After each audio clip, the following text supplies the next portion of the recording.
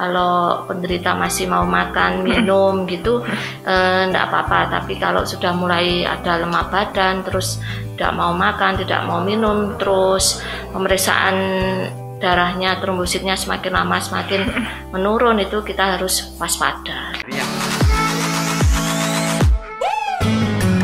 Assalamualaikum warahmatullahi wabarakatuh.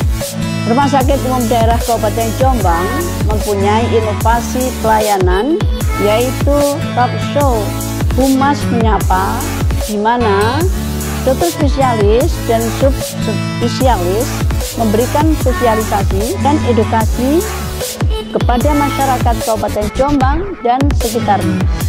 Semoga dengan adanya acara talk show Humas Menyapa Rumah Sakit Umum Kabupaten Jombang bisa memberikan manfaat dan keberkahan kepada kita semuanya.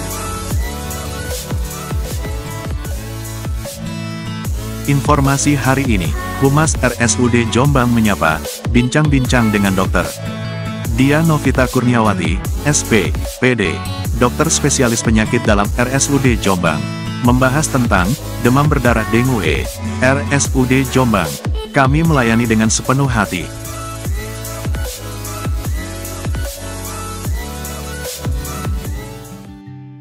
Assalamualaikum warahmatullahi wabarakatuh. Selamat siang, berjumpa lagi dengan saya Genita Prayoga dalam acara Humas RSUD Jombang Menyapa. Tentunya saya kali ini tidak sendiri. Saya ditemani oleh seorang narasumber. Beliau adalah Dr. Diah Novita Kurniawati, SPPD Spesialis Penyakit Dalam di Poli Penyakit Dalam RSUD Jombang.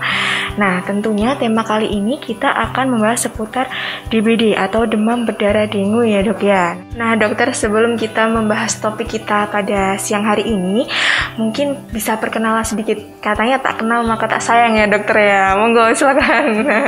Assalamualaikum warahmatullahi wabarakatuh. Waalaikumsalam warahmatullahi wabarakatuh. Perkenalkan, nama saya Dr. Diah Novita Kurniawati, biasa dipanggil dengan Dr. Novita.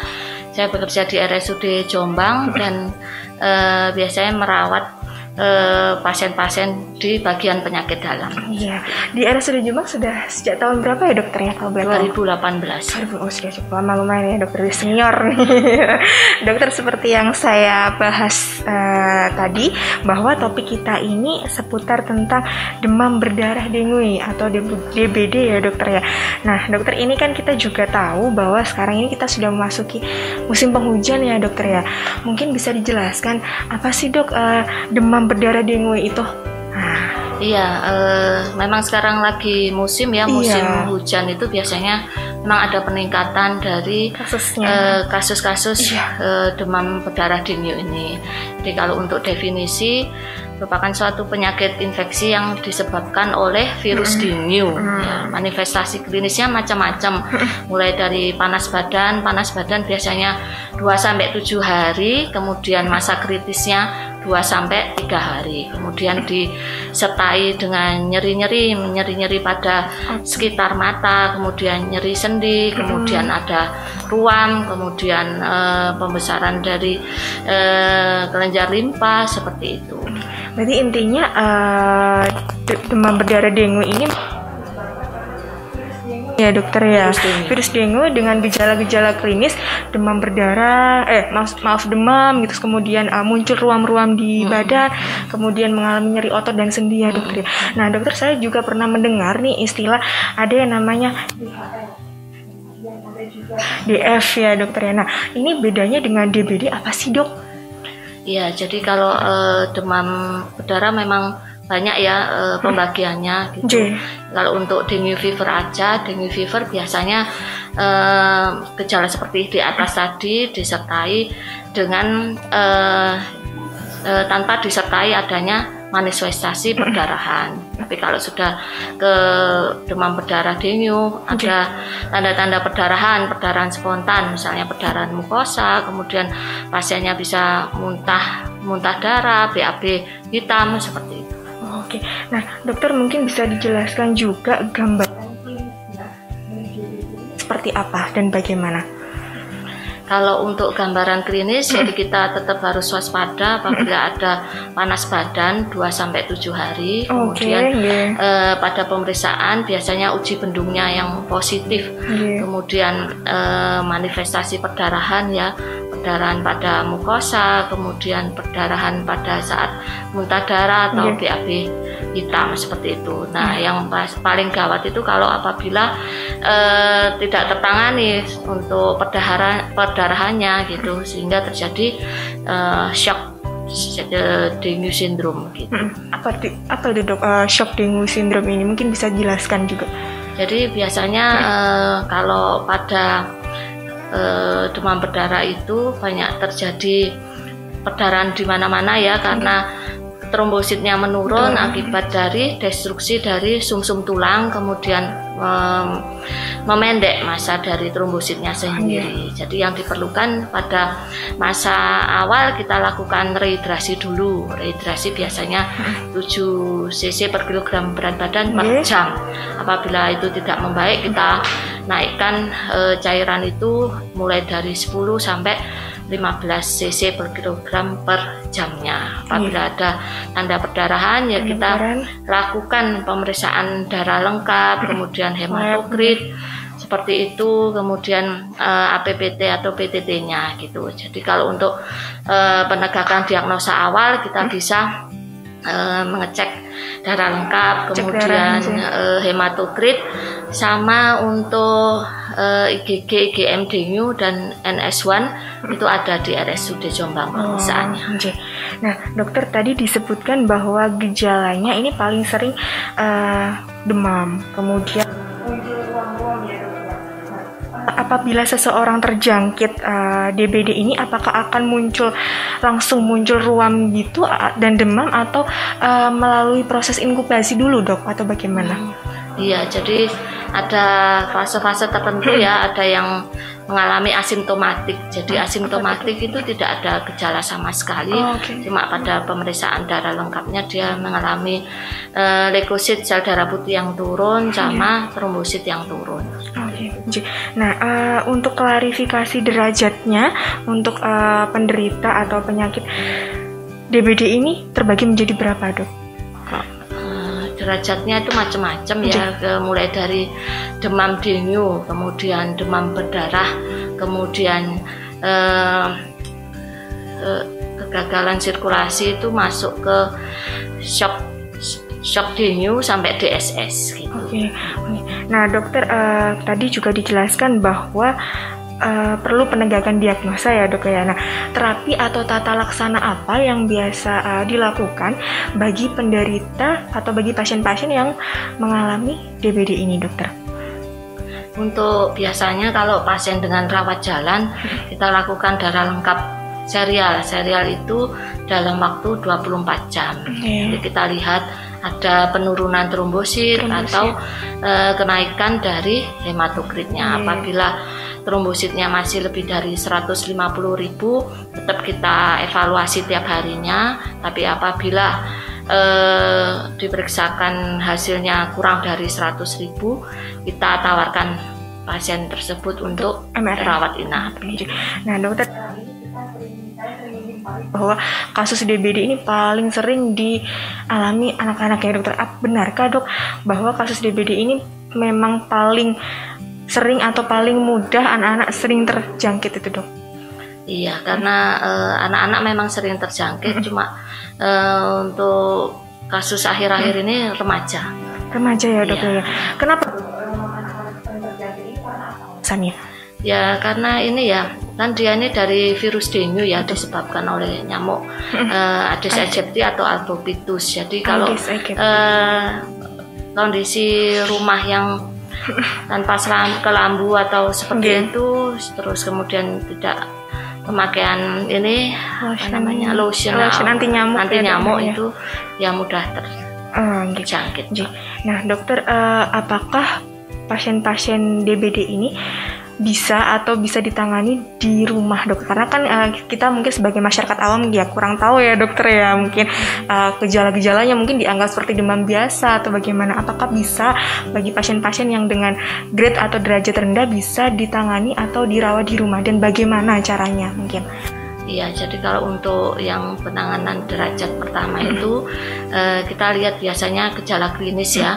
Kalau penderita masih mau makan, minum gitu, enggak apa-apa. Tapi kalau sudah mulai ada lemah badan, terus tidak mau makan, tidak mau minum, terus pemeriksaan darahnya, trombositnya semakin lama semakin menurun, itu kita harus waspada. Nah, untuk saat ini ya dokter, apabila jika seseorang terkena atau terserang penyakit DBD ini, apakah suatu saat bisa terulang lagi, dok, atau bagaimana?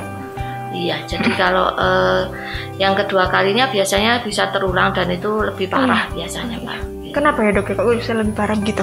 Ya ini selain musim, terus juga dia sering ke tempat-tempat yang ada Aedes aegypti atau albopictus, resikonya tinggi.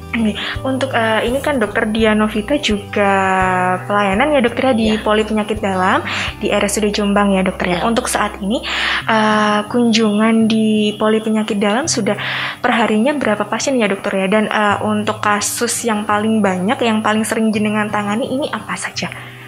Kalau untuk kunjungan biasanya kalau hari Senin bisa sampai 100 pasien ya. Banyak ya dokter ya? Gitu ya, tapi kalau untuk sehari-hari 50 sampai 70 pasien. Berarti untuk kasusnya paling banyak apa dokter? Kasusnya dikeluhkan diabetes dan DM ya dokter ya. Oke.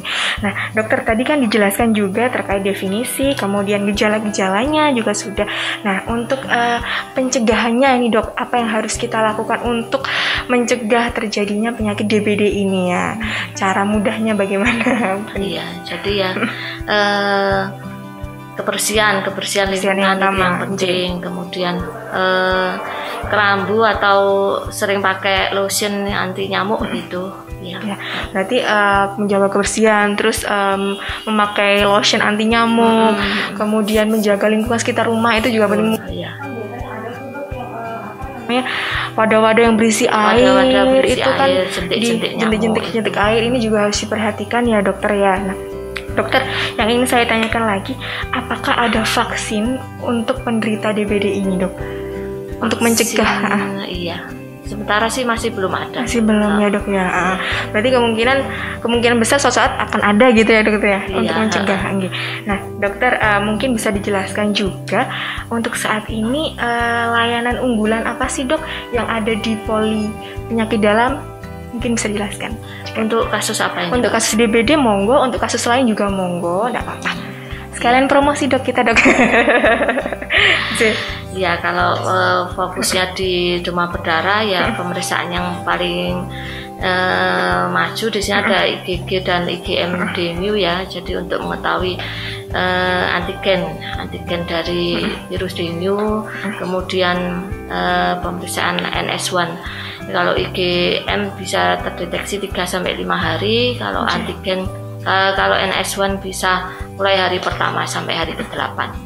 Dokter, ini kan kita juga masih dalam masa COVID-19 nih dok ya. Nah, mungkin bisa dijelaskan sedikit juga untuk penanganan bagi pasien yang menderita DBD, apalagi mungkin dia dengan diagnosa atau PCR-nya positif ini, apakah ada penanganan tersendiri dok atau tata laksana sendiri mungkin?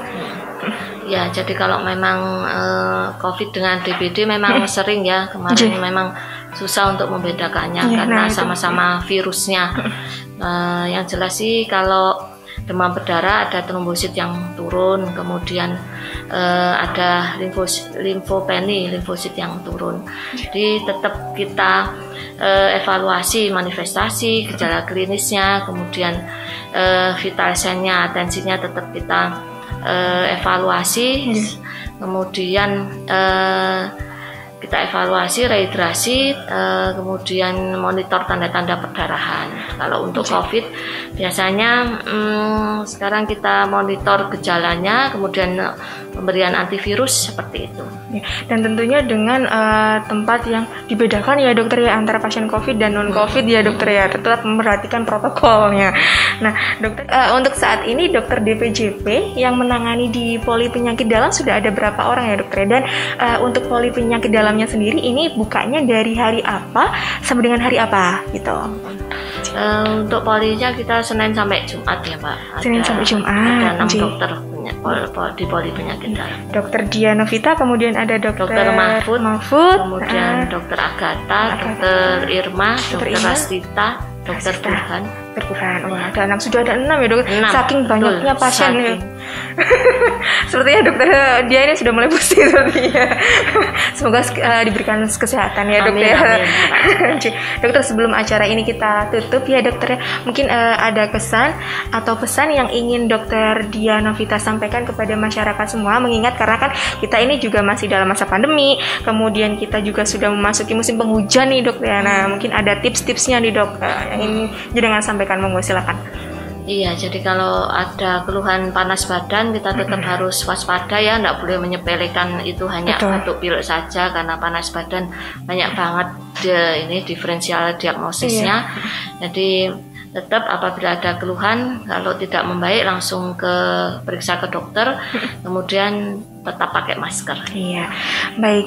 Jadi pesannya dokter Dia Novita, jika mengalami keluhan seperti demam, ya dokter ya, ruam-ruam gitu, segera periksakan ke fasilitas kesehatan, atau monggo tidak usah segan atau sungkan untuk periksa ke poli penyakit dalam di RSUD Jombang, karena polinya buka dari hari Senin sampai dengan hari Jumat, dari jam 7 pagi untuk pendaftarannya sampai dengan jam setengah 1 dari hari Senin sampai Kamis, kemudian hari Jumat dari jam 7 pagi sampai dengan jam 11 siang, dan Sabtu Minggu libur ya dokter ya, karena butuh healing, butuh istirahat untuk mempersiapkan pelayanan di hari Senin.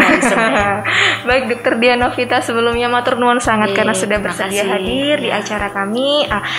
Ini pertama kali ya dokter? Atau pertama kali, cuma pernah di radio itu Mbak yang Suara Jombang tadi.